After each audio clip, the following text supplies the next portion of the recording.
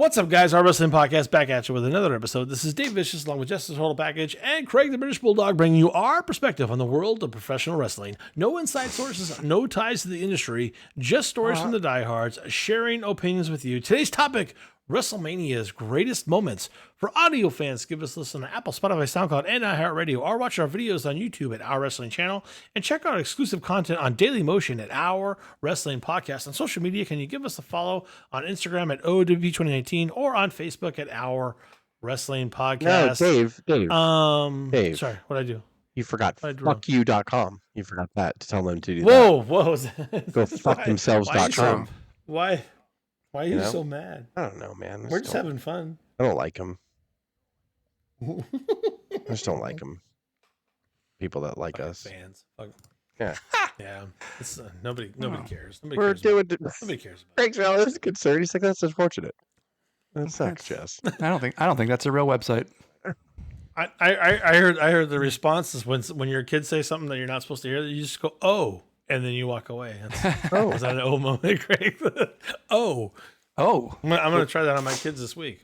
Hey man, we're on the march to WrestleMania. I have to make fucking WrestleMania. Like, it's always the first week of April now, so I have to make March the fucking theme, up to WrestleMania. So we're in March 100%. And we're doing some shit, and we're gonna do our favorite WrestleMania moments, freeform. We're gonna go around the fucking table and just give our moments. And if either one of you take any one of my moments, I'm leaving. Oh dear. Okay? Oh, I'm gonna direct you to you.com. Log off. You know what? Jess and I have a pretty good track record of stealing each other's, which is not happening. Strange.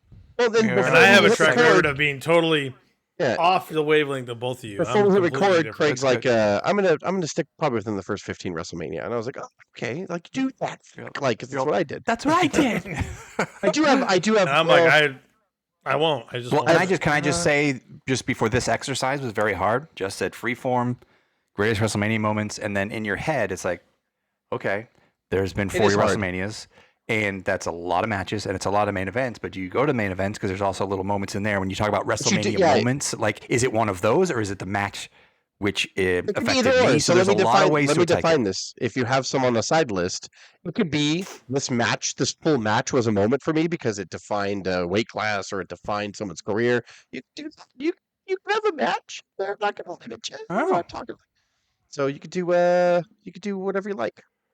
Do you want to start off, Craig? Would you like to give us your first offering? Yes. My first offering is Motorhead singing in Triple H in WrestleMania. No, I'm just kidding. No, it's not. No, it's not. No, it's not. We all know it's not. Anyone who listens to the podcast knows that I don't like live songs at Manias. It's all about the game. Sorry. That I don't like Triple H, so that would not be it. We're the king of kings. I bring all my wires and fucking all that bullshit for that. No, we all let's see. So, yes, I went rest in peace, buddy. Rest in peace. Sorry.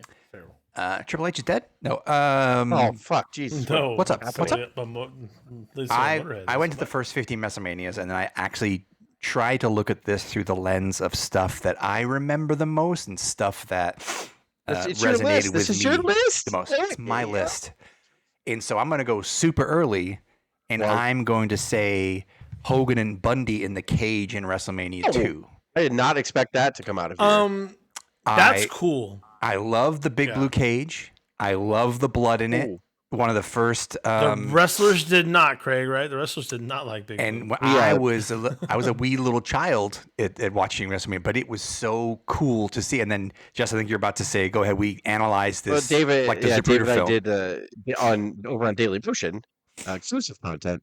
David, I did WrestleMania 2 review last year, and on that spot, I was like, Craig and I probably around this bit of tape 5,000 times to watch when he cut himself and where he put the blade and like all that stuff. Yeah. So even though it was in 3 cities, you thought Bundy killed Hogan, and then that retribution in that not shitty NWA cage, but that really big blue. It was just really well done, and my first kind of big memory watching it. I didn't have anything from 1. I didn't want to touch 3, but that was the first, like, whoa, that was really cool to me. Well, there is a 38 spectacle years ago. you talked about when you compare it to like NWA stuff, because whenever you do a cage match in WCW, NWA, whatever, it was that chain link, and it was so poor for viewing. But I think Vince had an idea like, no, we'll make this big blue freaking, out of rebar and just weld it together. Which, like, again, the wrestlers hated it because it was not forgiving at all. But for the fanfare to be able to see it and record video with it, it definitely had a different spectacle. You can see everything, but you can still have the aura of a cage. And then I think Jess will bring this up. Big men can fucking climb on it. You can't climb on fucking land mammals, like massive land mammals, trying to climb the fucking cage. Like, you got to make it friendly. I'm gonna do. Who talks first? So it's a year later. It involves one of the same people that Craig just mentioned. King Kong Bundy. All right. Bundy. I truly believe that this is the first real wrestling. We did in our archives, like our first 5 episodes, we did forgotten WrestleMania moments, and I'm forgetting all of that. So I'm going to bring up one of my choices from there. And it's when Bundy squashed Little Beaver at WrestleMania 3. I thought that was because we did talk about that. There's so many. Yeah. There's other things on WrestleMania 3, 2 main ones that defined that show. And everybody forgets they played this everywhere because it was such a fucking polarizing clip. Like, people were like, Bundy was 400 pounds, and Little Beaver was a little person. He could be taller than 3 feet, and like maybe less, maybe 2.5 feet. So it was a mixed tag. It was Hillbilly Jim and 2 little people against Bundy and 2 little people. And so it was a mixed tag. But all match, Beaver kept getting shots in on Bundy. And Bundy's like, I'm going to fucking get you. And like Ventura was building it up, and they were all building it up. And then finally he caught him. He slammed him. Gorilla, if he gets a hold of him, I tell you. You heard the air leave the building. People were all, wow, like when he slammed him. And then he bounces off the ropes and fucking elbow dropped him. And I laughed so hard every time because that moment, and it was on Sports Center, and they played the shit out of that. And there's other moments I'm not going to say on that card because you might, one of you guys might have them. But to me, only by position in the card, that was the very first ever WrestleMania moment, in my opinion. I know they had WrestleMania 1, hilarious. Which the whole pay-per-view might be a whole moment itself, the first one, because it happened and it pulled everything off. But I mean, womp, womp. To me, like, this is the first Dome WrestleMania, and it's the first really big moment that made the crowd go, we probably wouldn't have seen that anywhere else, but we got to see it at WrestleMania. Bundy's got him now. Bundy's got him. Uh-oh. Smash him, Bundy. Oh, wait a minute. Smash him, Bundy. Bundy slamming Little Beaver. Whoa. Is he going to splash him? He'd better not. Ooh, he's going to drop the elbow. Good God. Ooh. Good. Whoa. Little Beaver unconscious, the bell ringing. I'm sure that Bundy's been disqualified. What for? What for? Hey, that little guy ran in there and interfered. He ought to take what he's got coming. What do you think, Uke? I think he belongs. He's ready for the teepee. Look at this. No, for me, I'm gonna go way fast forward. I'm gonna go with a super bang, and I'm gonna talk about the Daniel Bryant moment of WrestleMania 30. Oh yeah. For me, that's an incredible. You're scratching it off. An incredible piece of shit. Damn it! Literally scratch it off. Daniel Bryant, WrestleMania 30, overcoming the odds, having to beat Triple H, having to get through. Honestly, not only the matches that they set for WrestleMania for him to get through and eventually win the world title, but overcoming the actual bureaucracy of Vince McMahon, and even playing in the storyline that he's only a B player. Well, you're good, but you're just a B player. You're a little guy. You can't contend with these guys. And the swell of Daniel Bryant and the fanfare over the next few weeks, it was an entire moment of a month and a half before you even get to WrestleMania. And for Daniel Bryan to finally get the matches and for them to change the story, they changed everything because of the crowd swell. And because of that, it's one of the greatest WrestleMania moments that you can, that we could just kind of, there are better ones, obviously, I'm not disputing that. But when you talk about just kicking things off hard, Daniel Bryan changed the game. And that is something that doesn't happen very often on the road to WrestleMania, when you think everything's kind of set in stone. And the crowd swelled so hard for Daniel Bryan, they were forced to change the story and allow him to win the world title. Come on, Bryan! Come on, Bryan! Yes, Lord! Come on, Daniel! Come on, Daniel! Tap out Batista! Tap out Batista! Tap out Batista! No way! Batista's gonna tap! Batista's gonna tap! He did it! He did it! You gotta be kidding me! The Miracle King! The Miracle King! A miracle on Bourbon Street!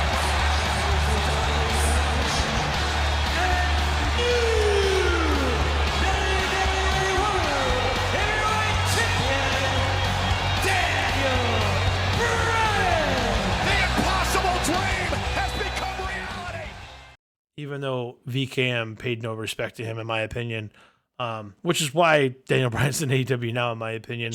Hope to see him back because it would be amazing what he could do later. So I think that's a good one. that I mean, that's certainly one of my highlights and my biggest storylines and one of my loves. Not mine. I didn't have it at all. 50. That wasn't even on my list at all. You didn't cross. You didn't cross it at all. No, he didn't cross it off. Yeah. It's and it's a later moment, and it is a quintessential moment. Actually, it's pretty fantastic. Both him in the opening match to qualify for the main event, and then him Yes. finally winning. Was both moments were just. I'll never forget that crowd. Yeah, the yes movement, the whole thing, just Yeah. So good. So amazing. Man, I'll start round 2 here. Oh god, Oh, yeah. damn it. whoa. Fuck. Okay, do we have to Oh. use four? I messed him up. That's why. I'm gonna say We're going reverse snake order like the draft. I'm gonna do I like it's kind of a whole match, but it was a moment for me, and I think it was a moment for a lot of people. It was Shawn Michaels and Kurt Angle from WrestleMania 21. I think Interesting. the lure about Angle, and not he wasn't even a lure, he was just fantastic, and he's probably one of the greatest pure wrestlers I've ever seen. Not just pure wrestlers because he was of his background, but he took sports entertainment so well. And Kurt Angle very quickly was one of the greatest wrestlers that have ever wrestled. And that's you could say that phrase, and if you really let it sink in, that's saying a lot. In a short time, he went from this guy who was never supposed to be on his back, because that's what you're not supposed to be in amateur wrestling and all that stuff. But you get into the pros, and they're like, no, your whole point is to get to your back. You got to bump on your back. You got to fake, get false finishes, all that stuff. And I think I'm not trying to bring up something negative, but the whole thing is, he's never had 5 stars from Dave Meltzer. I mean, if you look up to me, Who's never had 5 stars? Kurt Angle's never had a 5 Kurt star Angle. match.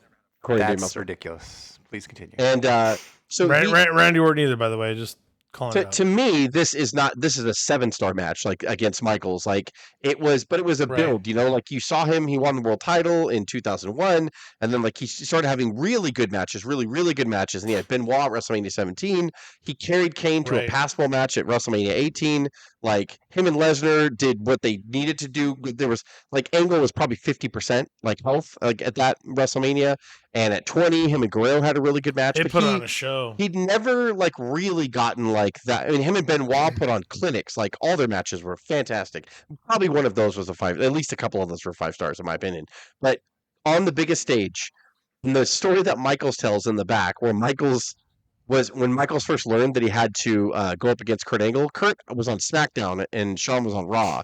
And Shawn instantly got jealous and intimidated because Shawn had been widely regarded as the greatest in-ring performer, for what a pro wrestler is. That's Shawn Michaels. But then 100%. he was jealous and scared of Angle. And I guess Angle said that he came up to him while they were at a Raw, and it was after they announced that that they were going to face each other at Mania. And Michaels came up. He's like, I just want to let you know I'm not afraid of you. So you're not pulling your shit on me, and I won't pull my shit on you. And Angle's like, what the fuck is this guy's problem? And he's like, later Shawn told me, he's like, I was just so nervous, and I was so jealous, and I was just then I had to realize well, we gotta work together. And if we're against each other, it's not going to work. And then so they got together and they put together this goddamn masterpiece. And I think they said Pat Patterson was in the room, but he just sat back and smiled. He gave 0 notes because he's like, I'm going to let you two fucking map this whole thing out. I'm not going to shit. Some of the greatest minds in wrestling. Yeah, I don't need to do anything. I'm just going to let you guys go. And all three of them in a room together booking a match. You're not you go back and watch their WrestleMania 21 match, and it's one of the greatest WrestleMania matches of all time. There's no way it's not a 5 star. It's stupid not to even fucking say it's not a 5 star. It is. Yeah, it's wonderful. Ridiculous. And I remember watching that as a fan, and as someone who has not been a huge fan of Michaels, I was like, God damn, that was just a masterpiece. And there were no titles on the line, and there were no stupid gimmicks, and it was just a lot of just 2 guys getting in there. And Michael's understanding there's just a point where I'm going to get thrown around because that's what he's going to do to me. And they did all kinds of cool, when Angle was trying to German suplex him from the apron on the fucking announce table. He never ended up doing it, but just him running behind it, trying to pull Michaels off, the whole drama they laid out. And then the fucking false finishes at the end, the reversals of all the moves. Even Michaels taking fucking forever in the ankle lock before he tapped was fine. It was all more than fine. It was all art and to me, that whole match was a moment because I'm like, God damn it! Like Angle finally just said, "This is my night. I have Shawn Michaels. If I can't have my greatest WrestleMania match now, I don't know when I'm ever gonna have it." And so it was just like they both just fucking killed each other. It was awesome. Yeah, what you got, Craig? My second one, I'm gonna get emotional because you got a little tear in your eye. I don't care who you are, whether you're a hardened wrestling fan or whatever, but Elizabeth returning in WrestleMania 7 after the Savage Warrior retirement match. Not put that on my list. I'm going to write it on my list and then get mad at you and cross it out. Okay, cool. It is. It is a good moment. But that moment at the end, the match was great, taking how many gosh down elbows, and then I'm still beating Savage, but for Elizabeth, it was a good match. The audience. It was the match. It was the match of the night. Probably the greatest match in Warrior's career. Yeah, and just God, if you weren't cheering and I don't think we were crying, but it was certainly one of those you got emotional with Elizabeth. Were, Craig. Yeah, people in the crowd were crying. There's that chick who was ugly crying, wasn't she? Yeah. But we all loved Elizabeth, and to see it kind of happen after all the abuse that Savage did to her, and you still were cheering for Savage in that moment in the ring and that hugs and that little glittery star sweater or whatever it was. It was awesome. I think it comes to the moment where people are bad, but people can change, and you would root for Macho when the times called for it, and when he was down and out. I think Elizabeth was that foil to him, whether it was her coming back to him when he finally turned the tables and said, I'm defeated and I'll be better for it, or when he was on top and he was telling her, get in the corner and get out of here. Elizabeth with her arms outstretched. Tears flowing down, yes!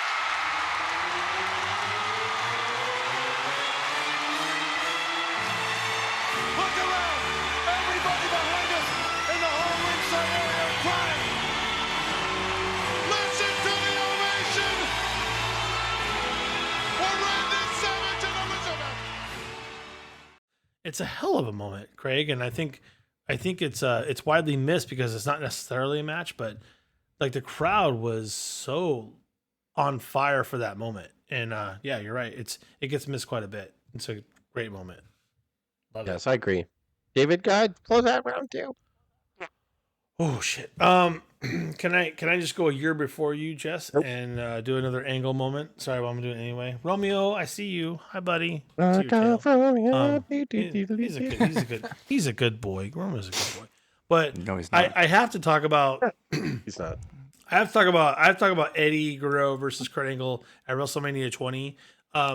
Because I am an Angle fan, and Angle was the heel here, but it's really more about Eddie and Eddie pulling off the biggest lying, cheating, stealing moment in WrestleMania history, in my opinion. There's nothing better about Kurt constantly getting or close to getting the ankle lock onto Eddie Guerrero, and then all the while he's holding his leg like he's hurt, he's unloosening his laces for his boot the entire time. And then eventually when Angle finally turns it, the boot's off and he slips out of the boot and basically, tricks Angle, cradles him in and beats him and retains his world championship at WrestleMania 20, where we all thought Kurt was going to beat him. I think we all thought that was going to happen. Like he was going to dominate him.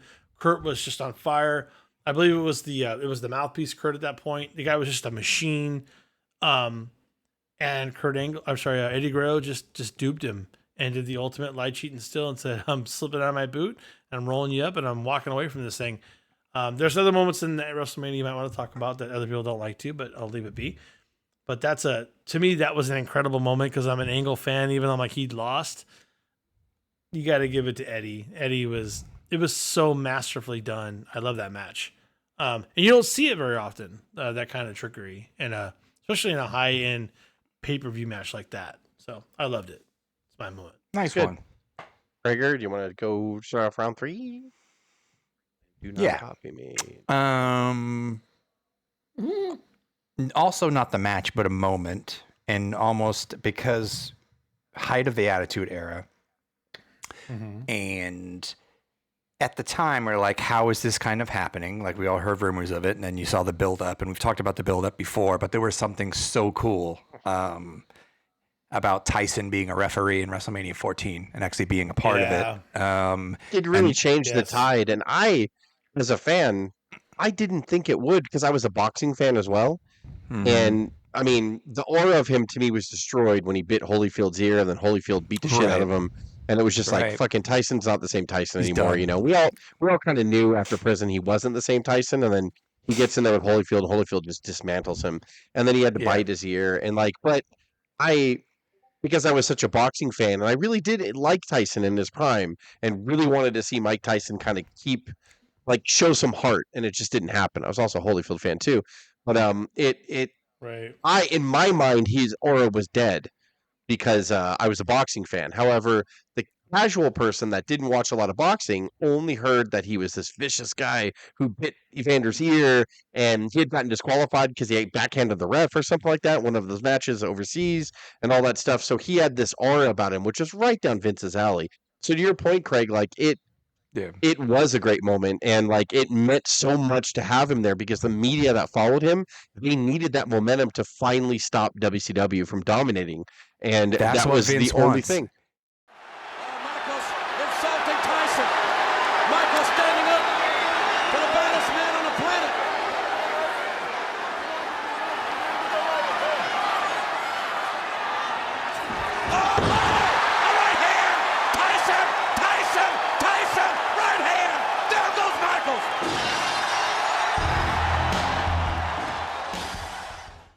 The only thing, like, you would see two highlights on the news every WrestleMania. It was always like the celebrity. Actually, no, it wasn't even the main event. It was always a celebrity at that time. So whether it was LT, whether it was Liberace or whatever, that was Tyson. And he was still the baddest man on the planet. He was still one of the most controversial people on the planet. I know we were sad he wasn't wrestling, but obviously he was never really set out to do that. But he did have some physicality and helped in that little turn there and had the DX kind of stuff, or the Austin shirt, right, and knocked Shawn out with a beautiful shot. So we went home happy, but it definitely was like a huge moment. Like, you ruined it. Dave, do you want to go next, or do you want to close out the show? Yeah, I'll give it a go. I have.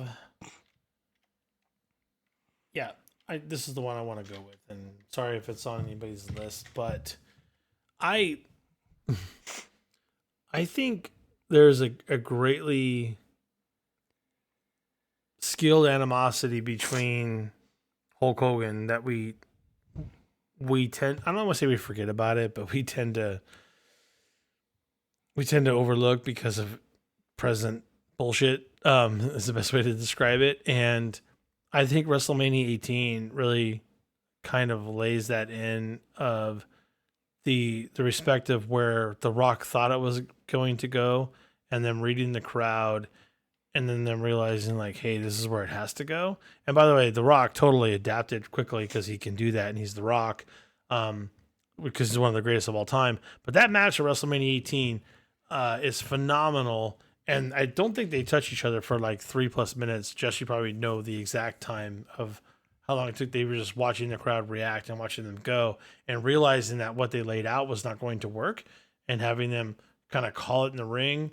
And it was a fantastic match. And that whole moment to me is just phenomenal compared to what was supposed to happen, compared to what they felt. Their crowd was definitely not going in the way they thought it was going to be. They thought they would boo NWO and boo Hogan. It didn't work that way. So they had to do things a little bit differently. They didn't change the ending of the match. Obviously, The Rock still overcame, but The Rock actually, for once, learned something in that match, and Hogan still had things to teach. And I think that moment in that match is pretty amazing, pretty incredible moment. And I, as a fan, I hated the wrestling audience, like, at that point, because I was like, God damn it, like, WWF won, so it was just like Hogan hadn't been there since '93, and '93 was a shit run for him. And so like I was angry as a Hogan fan because I'm like, the fucking rockin' 80s, like he was the number one guy. And then he goes to WCW and the NWO and he helped re-revolutionize wrestling and you fucks like don't respect him. And then when he came out there and they did that match together, as a fan, I was like, I don't think anybody else has anything to say. Like I think that he came back and he was way past his prime, way past what he used to be able to do. And him and The Rock tore the house down, stole the show so much that the main event sucked. I think the main event would have sucked anyway, Triple H and Jericho, but it sucked worse Yeah. because Hogan and Rock sucked the life out of that building. Like it was probably one of the greatest crowd participation matches I've ever Yes. seen. And it was Yes. just the response that he got, Hogan, like was just like it was everybody finally going, "Do you not know who this guy is?" And I was like, "I've tried to tell you the whole time." Like that's Hogan. Fuck your Attitude Era because like we'd been on the same mountaintops that Austin and Rock were on. Like at that time, I mean, obviously Rock would go on to become a famous movie star and a major star. But Sure. as far as wrestling, I was like, you don't think Hogan saw the heights that Rock and Austin saw? Give me a fucking break. Like he was the first one on that mountaintop. Like, so stop it. Like they 100%. hiked to the And top and saw the little book that you always have when you hike somewhere. And Hulk Hogan's name was the first written on that fucking book He's as already in I'm at it. the fucking top here. So it's like to me, I'm like, dude, It's as a one fan, of I the was like, best things you can still look back, and it absolutely is still the greatest goosebump kind of giving kind of things. And you can still like show a non-fan and be like, this is how it was supposed to go. This is how these two were going. And you are so taken on a ride. Is it the best wrestling match of all time? No, but from a psychology and fan and just going along with the wave of emotion of that thing, it is one of the top moments of and WrestleMania for sure. the pressure, It's brilliant. The Rock obviously had to be there. The Rock was in his prime here, and so The Rock was ready for anything. Hogan had to come back to the company where the locker room hated him because like he Right. left, and then a whole culture was built outside of Hulk Hogan going, fuck the past, fuck them, fuck WCW, fuck Hall and Nash, they left anyway, fuck Hogan, fuck Savage, like all them, and then Hogan doesn't work comes for me, back in brother. the locker room, and he comes back and has to look eye to eye with The Rock and Austin, who equaled him in that sense, like they were Hogans of that And beat him. generation, and it was just like, so Hogan was just like, okay. And Vince is still like, you got one left in you? He's like, yes, like I do. Yeah. And we knew it. Like, and that's, listen, you could say, yeah, he embellishes and he lies about shit and, all that stuff. And he made terrible personal choices for sure. But at the same time, like as a fan back then, I was like, man, that's Babe Ruth. Like he called his shot. He was like, just give me the Rock. That's fine. I got this. So I'm going to close the show out, I guess. Oh, fuck. I don't want to do this. You can do it. I'm leaving. So it's kind of modern. This actually is a hidden gem of WrestleMania. We've reviewed it. I'm going with WrestleMania 31, Seth cashing in the Money in the Bank briefcase against Brock and Roman. I think that, and that was 9 years ago. Yeah. That was 9 years ago, by the way. It feels longer and shorter at the same time. There was some things. There was a moment I didn't put on here that we'll do another one of these later. That I felt like, okay, a new wave of wrestlers are coming in and kind of stealing the attention. And I felt this way here when the Shield broke up and they kind of spread out, and I was like, man, like all three of them are going to make their marks. And I really enjoyed this match against Roman and Brock. It was their first, by the way.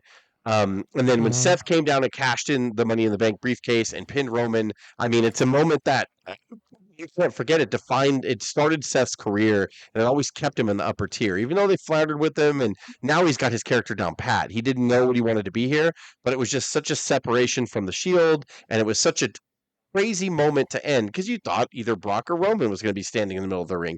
People thought that they were going to crown Roman then, and they didn't. And Seth took it and became part of the Authority and all that stuff. Like after that, so. A wicked spear! Curb stop Reigns! Cover by Rollins! Rollins with the title! Rollins with the title! Wait a minute! Seth Rollins with the title! Are you kidding me? And the new WWE World Heavyweight Champion, Seth Rollins! First time in WrestleMania history, someone's cashed in Money in the Bank and walking out! The WWE World Heavyweight Champion! Two things on that. One, people fail to remember that in that same WrestleMania, as a moment we can talk about later, but Seth lost horribly to Randy Orton in a fantastic RKO. You guys can describe it in another WrestleMania moment.